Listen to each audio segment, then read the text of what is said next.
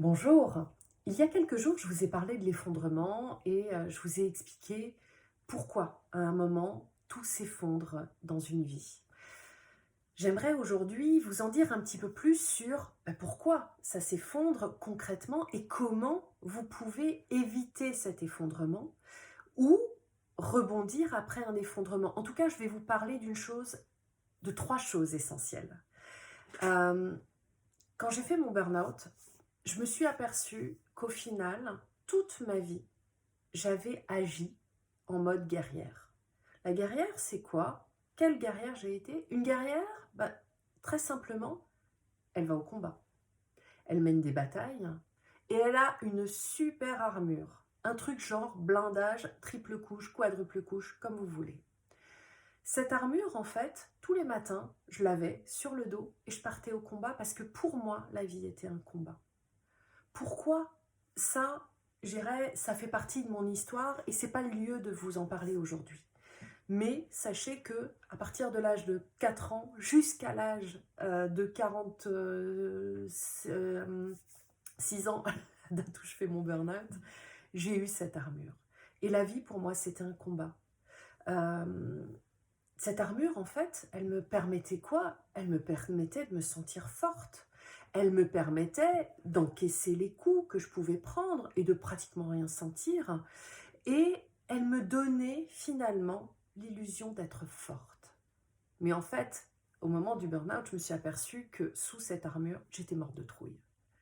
Que j'avais peur de ne pas être à la hauteur, j'avais peur de ne pas réussir à accomplir les missions qu'on me donnait, que ce soit mon patron, vous l'avez compris, ou tout objectif que je me fixais, parce qu'il faut être conscient que je me fixais les objectifs en même temps que les patrons. Je me disais, ouais, tu vas y arriver, pas de souci. Après, je me disais, oh purée, qu'est-ce que tu as fait? Pourquoi tu as accepté ça? Comment tu vas t'en sortir? Ils vont s'apercevoir que tu n'es pas à la hauteur. Et puis je crois que y a eu des moments, cette armure, elle me faisait croire que aussi j'étais forte et qu'elle pouvait me protéger de la mort. Euh, Quand j'ai fait mon burn-out, cette armure, elle s'est éclatée en mille morceaux. Et là, je me suis retrouvée un peu comme un nouveau-né, vous savez, ou comme un Bernard l'ermite qui a pu sa coquille qui lui sert de protection. J'étais comme toute nue, sans protection et à la merci des aléas de la vie qui pouvaient me faire souffrir. Et en fait, quand j'étais arrêtée pendant ce burn-out, ce que je vous disais, c'est que je me suis ouverte à des lectures, des vidéos, pour essayer de comprendre ce qui se passait pour moi. Parce que franchement, me retrouver comme ça, je ne me reconnaissais plus. J'étais incapable de trouver en moi les ressources pour faire face. Donc, j'ai écouté, j'ai lu et j'ai compris trois choses essentielles. Des choses qui, aujourd'hui encore, font partie des trois piliers de ma vie et qui peuvent vraiment, parce que c'est universel, quelles que soient les personnes que vous écouterez, ils vous répéteront tous la même chose, mais ces trois découvertes pour moi, elles ont changé ma vie. La première, c'est que sous mon armure, il y a un corps. Ah, sacrée découverte.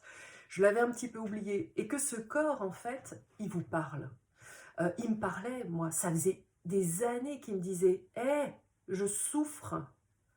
Et moi, en bonne combattante, en bonne guerrière, la souffrance, et quand mon corps me disait « Je ne suis pas d'accord », et je lui disais « Oh, je prends un paracétamol, un anti-inflammatoire, toutes les douleurs, j'ai bouffé un max de médicaments, je suis allée voir un maximum de thérapeutes pour étouffer ma douleur, faire disparaître cette douleur, parce que c'était insupportable pour moi de souffrir.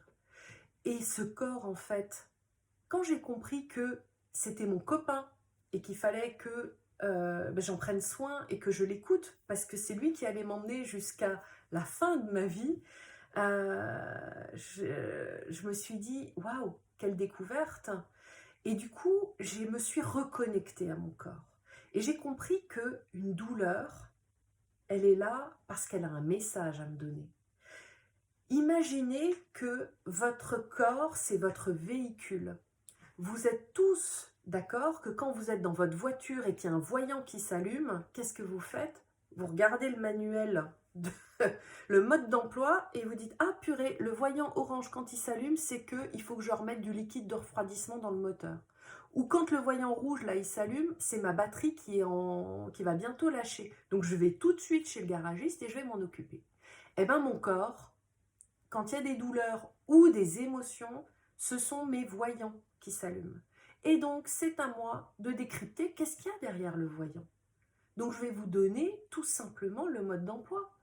Un voyant ou une émotion, derrière il y a un besoin. Si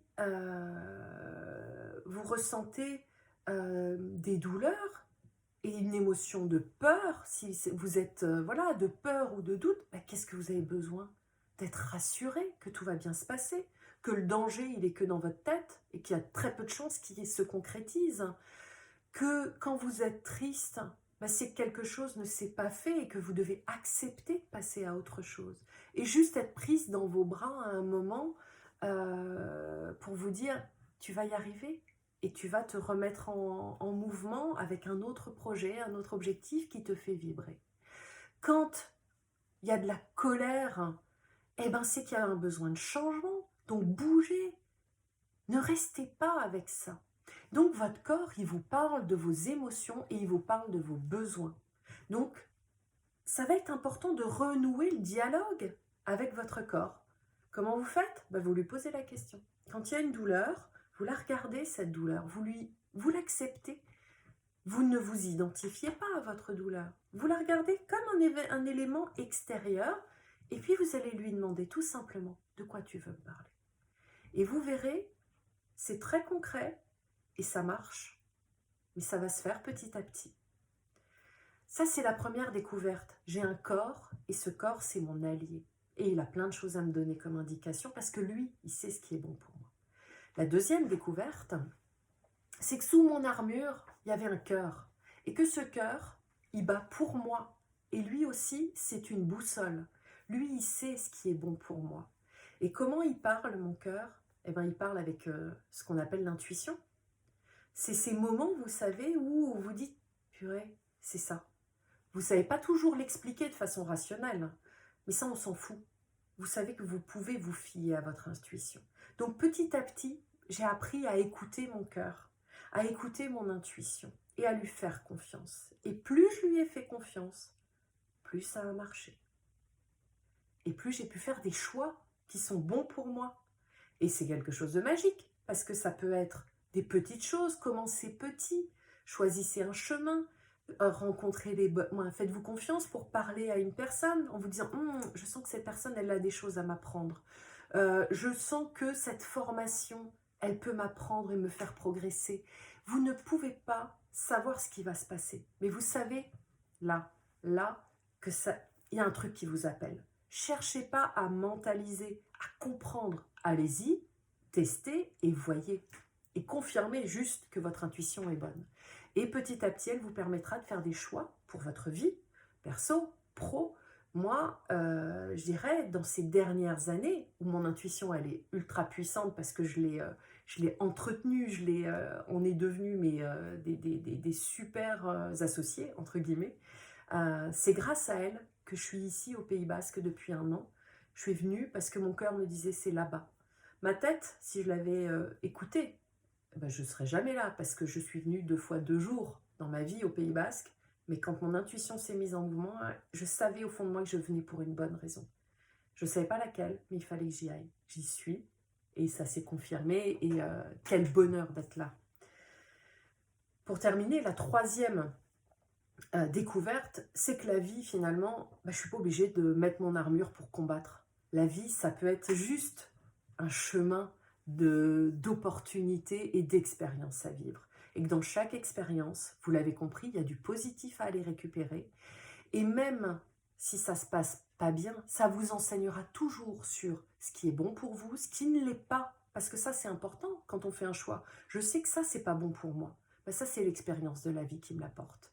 Je sais que dans ce contexte-là, ça grince, je ne suis pas à l'aise. Ok, pourquoi? Et je vais chercher et je vais avancer. Donc, je vous résume. Pour retrouver cette écoute de ce qu'il y a à l'intérieur de vous pour que derrière, dans la vie, à l'extérieur, vous puissiez mettre en place des choses qui sont bonnes pour vous afin d'être, vous vous souvenez, aligné. Écoutez votre corps, c'est votre meilleur allié. Suivez votre boussole, votre cœur et votre intuition. Et prenez la vie comme un jeu, une expérience qui de toute façon vous enrichira. À très bientôt.